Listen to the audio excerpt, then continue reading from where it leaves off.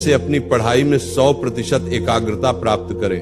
और चाहे आप कोई भी पढ़ाई कर रहे हो या कोई भी काम कर रहे हो, जहां पर आपको दिमाग लगाने की जरूरत है, उस हर जगह ये आपको एकाग्र करवा कर ही छोड़ेगा।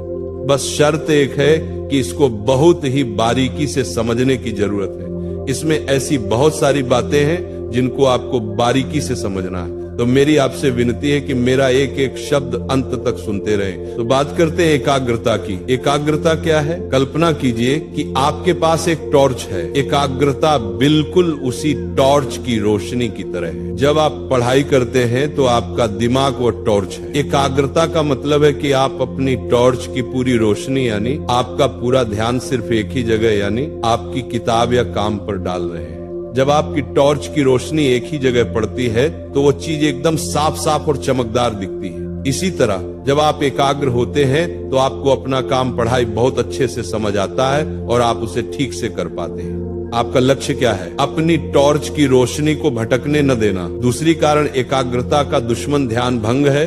ध्यान भंग एकाग्रता का सबसे बड़ा दुश्मन है। अगर आपकी टॉर्च की रोशनी थोड़ी थोड़ी इधर उधर फैल जाए तो क्या होगा? जिस चीज पर आपको ध्यान देना है वो धुंधली हो जाएगी, है ना? ध्यान भंग वो शक्ति है जो आपकी टॉर्च की रोशनी को आपकी मुख्य चीज से हटाकर दूसरी फालतू चीजों पर फैला देती है। आपके विचारों की सुनामी यानी एक साथ बहुत सारे बेकार के ख्याल ही सबसे बड़ा ध्यान भंग है। जब मन में ढेर सारे विचार आते हैं तो टॉर्च की रोशनी कई दिशाओं में फैल जाती है। एकाग्र होने का उपाय बहुत सरल है। अपने दिमाग से इन ध्यान भटकाने वाले तत्वों को बाहर निकाल देना। जिस दिन आप ये करेंगे उस दिन आपकी टॉर्च की पूरी रोशनी एक ही जगह पड़ेगी और आप 100% एकाग्र हो जाएंगे। और इसी ध्यान भंग के दो प्रकार है, बाहर और अंदर। ध्यान भंग दो तरह के होते हैं, जैसे एक दरवाजे के बाहर और दूसरा दरवाजे के अंदर। बाहरी ध्यान भंग को समझना दरवाजे के बाहर का शोर। बाहरी ध्यान भंग वे हैं जो आपकी आंखें और कान देखते या सुनते हैं। उदाहरण के लिए दूसरे कमरे में टीवी का शोर, मोबाइल पर बार बार आने वाली सूचनाएं, आपके बगल में बैठे किसी का बात करना। नियंत्रण बहुत आसान है। ये एक ऐसी चीज है जिसे आप तुरंत ठीक कर सकते हैं। टीवी चल रहा है, उठो और बंद कर दो। मोबाइल से सूचनाएं आ रही हैं, डेटा बंद करो, साइलेंट करो और दूर रख दो। शोर है, किसी शांत कमरे में चले जाओ। ये बाहरी ध्यान भंग एक स्विच की तरह है जिसे आप ऑन या ऑफ कर सकते हैं। आंतरिक ध्यान भंग को समझना। दरवाजे के अंदर का शोर, आंतरिक ध्यान भंग वे हैं जो आपके दिमाग के अंदर होते हैं। ये सबसे मुश्किल और सबसे महत्वपूर्ण हिस्सा है। ये ध्यान भंग आपकी सोच, भावना और यादों से आता है। उदाहरण के लिए विचारों की सुनामी, अतीत की बातें। उसने मुझे धोखा दिया था, काश मैंने उस दिन समय बर्बाद नहीं किया होता। बीती हुई बातों का पछतावा, भविष्य की चिंता, परीक्षा का क्या होगा, अगर मैं फेल हो गया तो क्या होगा, आने वाले कल का डर, अधूरी इच्छाएं, उससे बात करने का मन कर रहा है, मुझे वह नई गेम खेलनी है।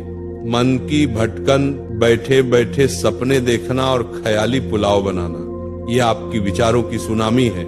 ये विचार समुद्र की लहरों की तरह एक के बाद एक आपके दिमाग से टकराते रहते हैं और आपकी एकाग्रता की नाव को डुबाने की कोशिश करते हैं। इस पर नियंत्रण पाने के लिए हमें अपने विचार प्रवाह को बदलना होगा। यह थोड़ा पेचीदा है क्योंकि आप अपने विचारों को बंद नहीं कर सकते, लेकिन आप उन्हें दिशा दे सकते हैं। आपके पास अपनी विचार प्रक्रिया को बदलने के लिए दो ही रास्ते हैं, एक आसान, एक कठिन। पहला विकल्प, कठिन रास्ता। आप जीवन भर अतीत पास्ट की बातों पर रोते रहिए, काश मैंने ऐसा नहीं किया होता, और भविष्य फ्यूचर की चिंता में डूबे रहिए, अगर ऐसा हो गया तो क्या होगा। अतीत और भविष्य सिर्फ आपके विचारों में मौजूद है। जब आप अतीत में थे तो वो आपका वर्तमान था, जब भविष्य आएगा तो वो आपका वर्तमान बन जाएगा। नहीं, यदि आप इन दोनों के बीच पेंडुलम की तरह झूलते रहेंगे तो आप कभी भी अपने प्रेजेंट को जी नहीं पाएंगे और आपकी स्थिति कभी नहीं बदलेगी। दूसरा विकल्प, वर्तमान में रहना। ये वह रास्ता है जहां आप अपने सभी आंतरिक ध्यान भटकाने वाले तत्वों को नियंत्रित कर सकते हैं। इसके लिए दो मुख्य कदम उठाने होंगे।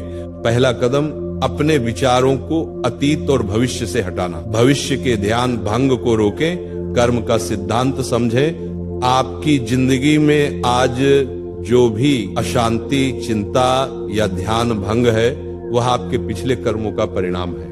अगर आप आज फालतू की चीजें सोचेंगे और काम नहीं करेंगे तो कल आपका भविष्य खराब होगा। ये सोचिए, मुझे आज फालतू की चीजें नहीं सोचना है, क्योंकि आज मैं जो काम कर रहा हूं उसी का परिणाम मुझे कल मिलेगा। इस समझ से आप भविष्य की चिंता करना छोड़ देंगे और आज काम पर ध्यान देंगे। अतीत के ध्यान भंग को माफ करें, जिम्मेदारी ले, पुरानी गलतियां, रिश्ते के झगड़े, कम अंक, माता पिता की डांट, ये सब अब बदल नहीं सकते। इन चीजें के कारण जो दोहक या ध्यान भंग हो रहा है उसके लिए खुद को जिम्मेदार माने। जब आप खुद जिम्मेदार लेते हैं तो आप खुद को माफ भी कर सकते हैं। मन को समझाएं, हाँ मुझसे गलतियां हुई लेकिन मैं उन्हें बदल नहीं सकता तो अब सोचना बेकार है, आज से मैं अच्छा काम करूंगा। रोजाना खुद को माफ करके आप पुराने दुखों के बोझ को कम करते जाएंगे।